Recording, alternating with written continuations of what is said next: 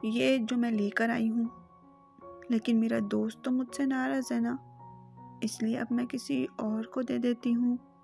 क्यों क्यों दे देंगी आप इसको? ये तो मेरी है और आप मेरे लिए लाई हैं। मैं किसी को नहीं दूंगा, जरीम को भी नहीं दूंगा। माहिर जल्दी से चॉकलेट पकड़ते हुए बोला। तो क्या मैं समझूं मुझे माफ़ी मिल गई है? दुर्शहवार शरारती मुस्कुराहट चेहरे पर सजाए बोली। पहले प्रॉमिस करें आप अब लेट नहीं आया करेंगी। माहिर ने अपनी सब्ज आंखों में एक उम्मीद लिए कहा, प्रॉमिस। और दुर्शहवार ने माइक के ग्लव्स चढ़े हाथ की छोटी उंगली को अपनी छोटी उंगली से पकड़ते हुए कहा, हुर्रे, मज़ा आएगा। दोस्त चलो मैं तुम्हें अपनी वीडियो गेम दिखाता हूँ। जरीम बहुत अच्छी वीडियो गेम लाता है मेरे लिए, हम मिलके खेलेंगे। दुर्शहवार का हाथ पकड़ते माहिर इसे अपने साथ बिठाते हुए बोला। अफान साहब इनको देखते मुस्कुराते हुए बाहर चले गए, क्योंकि वो जानते थे कि दुर्शहवार खेल के दौरान इसका चेकअप भी कर लेगी। वैसे भी पिछले 2 हफ्तों से माहिर में आने वाले बदलाव को देखकर वो काफ़ी मुतमईन हो गए थे। दुर्शहवार को यहाँ आने के बाद 4 घंटे गुजरने का पता भी नहीं चला।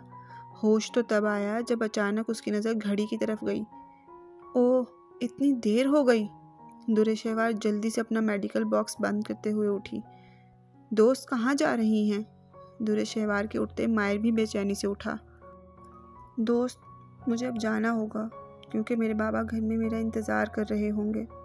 देर हो जाने पर वो परेशान हो जाएंगे। माहिर के चेहरे पर उभरती मुस्कुराहट को देखते दुर्शहवार ने वजाहत की। नहीं जाएं ना दोस्त, प्लीज़ मेरे पास रहें ना, आप रोज़ चली जाती हैं। माहिर फिर आपको बहुत याद करता है और आप रोज़ लेट भी आती हैं, प्लीज़ मत जाएं। माहिर अचानक दुर्शहवार के गले लगते नम लहजे में बोला। माहिर के लम्स में मौजूद शिद्दत ने दुर्शहवार को सुन कर दिया। इस अचानक इफ्तिदात पर दुर्शहवार की सांस सीने में ही अटक गई। चेहरे का रंग एकदम फक हो गया। मर्दों से इसकी जितनी भी दोस्ती रही, लेकिन किसी ने कभी इसको हाथ मिलाने के बाद आगे बढ़ने की इजाज़त नहीं दी। माहिर, ये क्या हरकत है? दुर्शहवार अचानक गुस्से से आउट हो गई। माहिर दुर्शहवार के सख्त लहजे पर सहम गया। उसके सर में दर्द की लहर उठी, इसलिए सर पर हाथ रखते ही माहिर नफ़ी में सर हिलाते नीचे की जानिब झुका। दुर्शहवार को अपनी गलती का एहसास 1 मिनट के दूसरे हिस्से में ही हो गया, लेकिन इससे पहले कि वो माहिर को पकड़ती वो बेहोश हो चुका था। माहिर। जरीम, जो अभी अभी ऑफिस से घर आने के बाद सीधा यहीं आया था, सब कुछ देखकर वो भी तेज़ी से चीखते हुए इसकी जानिब बढ़ा। वल्लाह, आज तो कमाल ही हो गया जो रुस्तम साहब ने हम जैसी रकासा को खुद फ़ोन किया। कहिए जनाब, ये नाचीज़ आपकी कैसे खिदमत कर सकती है? पान खाती वो अपने सुर्ख दांतों को दिखाते, काजल से सजी आंखों को फैलाए फ़ोन उठाते इस उधेड़ उम्र औरत ने मिठास से पुर लहजे में पूछा।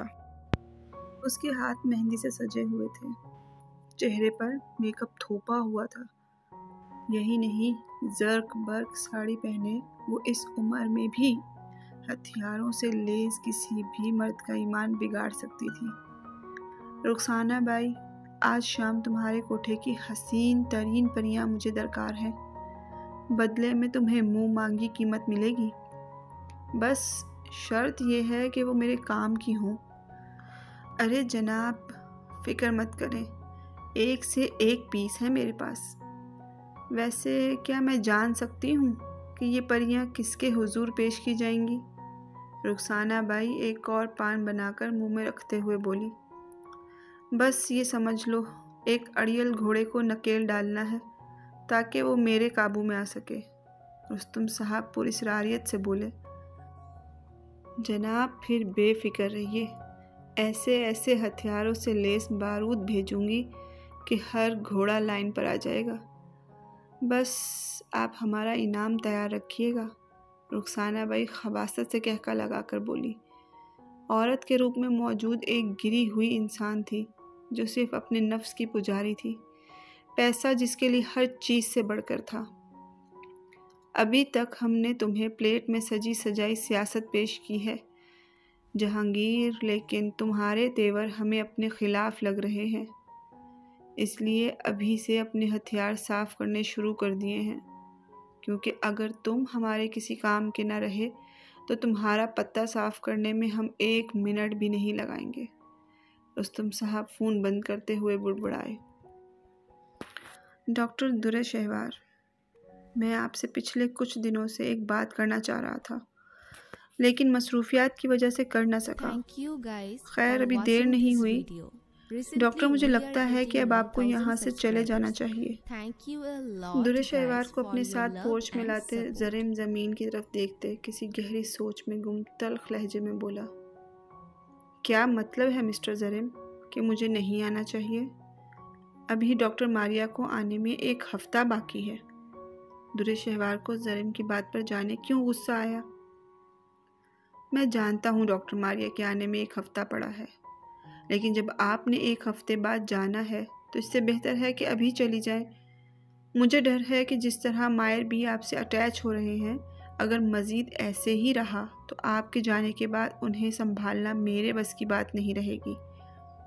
अगर आपको मायर का केस हैंडल करने में कोई मुश्किल नहीं है तो फिर आप मुस्तकिल तौर पर डॉक्टर मारिया की जगह आ जाएं और मेरे भाई का इलाज करें। वो कुछ सोचते हुए बोला, मिस्टर जरीम, मैं अभी इतनी तजर्बाकार नहीं हूँ कि आपके भाई का केस डॉक्टर मारिया की जगह हल कर सकूँ, और ना ही मैं आपकी खुद साख्ता सोच की वजह से 1 हफ्ता पहले अपने पेशेंट को ऐसे छोड़कर जाऊँ। वैसे भी वो चाहे जिस्मानी तौर पे बड़े हो गए हों, लेकिन बच्चों जैसी जहनियत है उनकी, और आप तो जानते हैं बच्चे हर चीज़ से अटैच हो जाते हैं, लेकिन अगर इन्हें इससे बेहतर चीज़ दे दी जाए तो वो बहल जाते हैं। एंड आई एम श्योर मायर भी बहल जाएगा। दुर्र शहवार तफसील से बोली।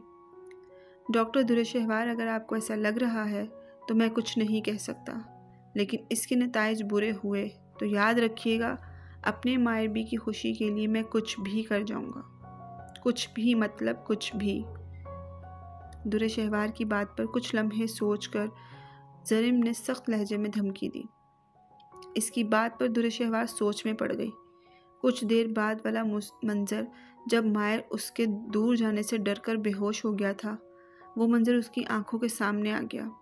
उसे ये मामला हद से ज़्यादा पेचीदा नज़र आता। मिस्टर जरीम, मैं ये केस पहले अपने डैडी से डिस्कस करना चाहती हूँ।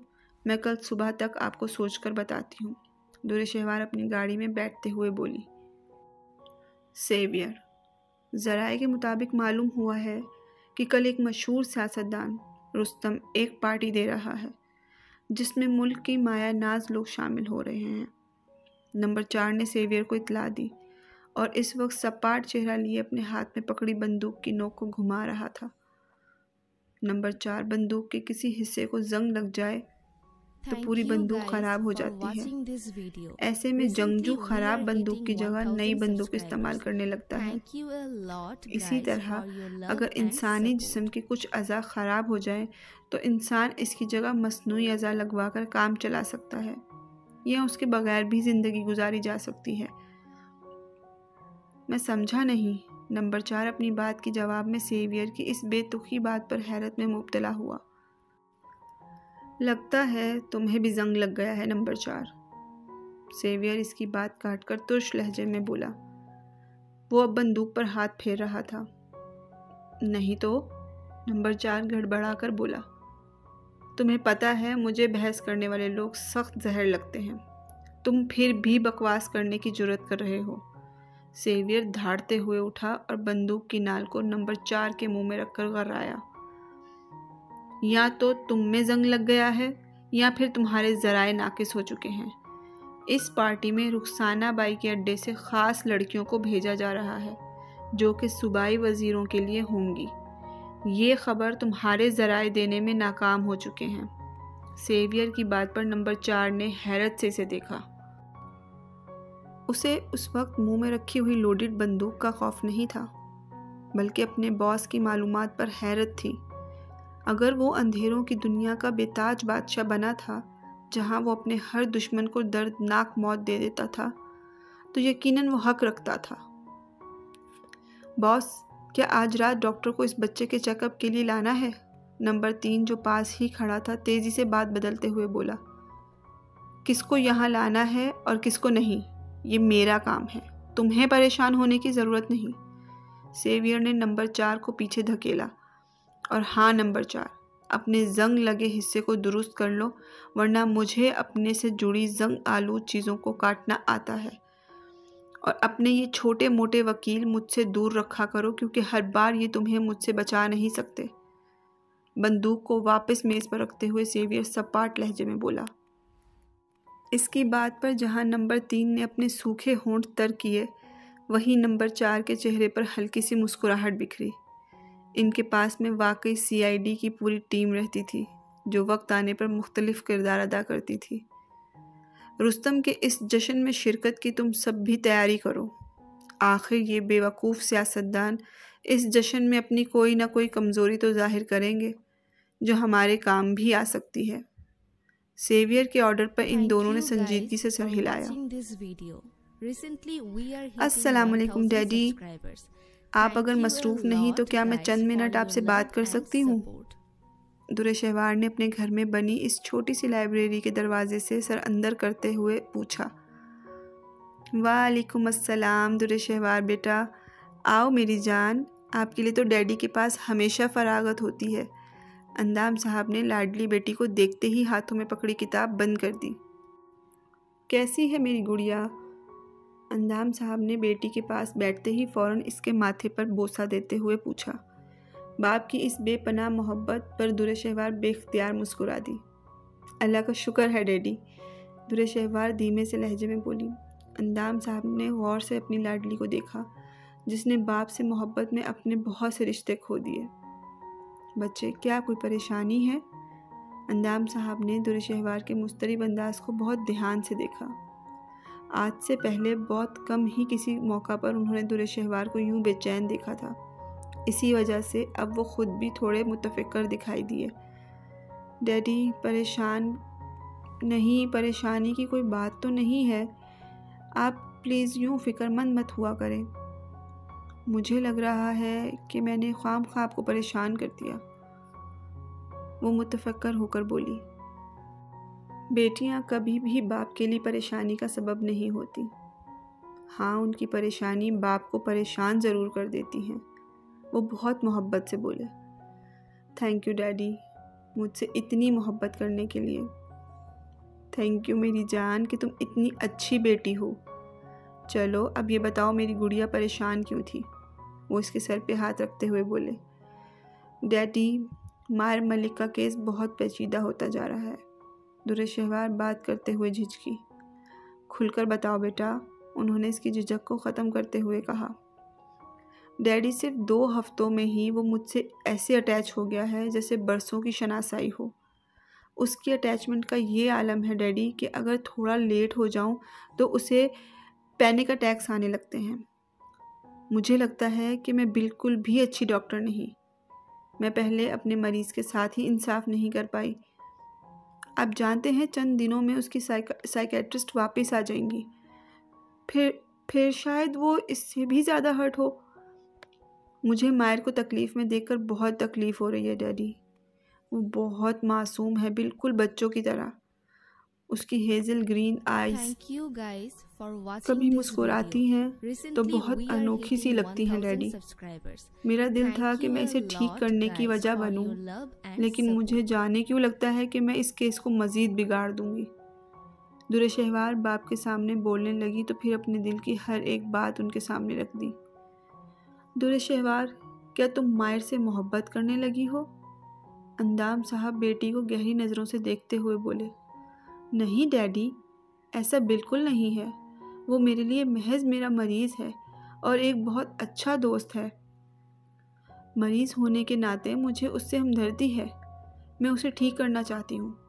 दोस्त होने के नाते मैं अपने दोस्त को ज़िंदगी की तरफ लौटाना चाहती हूँ। दुर्र-ए-शहवार ने अपने बाप की नज़रों में देखते हुए ठोस लहजे में बोला। दुर्र-ए-शहवार बेटा, अब तुम क्या चाहती हो? उन्होंने जैसे फ़ैसले का इख्तियार अभी भी दुर्र-ए-शहवार के हाथ में रखा था। बाबा, ज़रीब मलिक कहता है कि मुझे अब नहीं आना चाहिए, क्योंकि ऐसे दिन ब दिन मायर मज़ीद अटैच होगा और बाद में मुश्किल बढ़ेगी। पर मैं अपनी बेटी के दिल की बात सुनना चाहता हूँ कि वो क्या चाहती है। वो इसकी हिम्मत बंधाते हुए बोले। बाबा, दुर्रे शहवार चंद पल के लिए रुकी।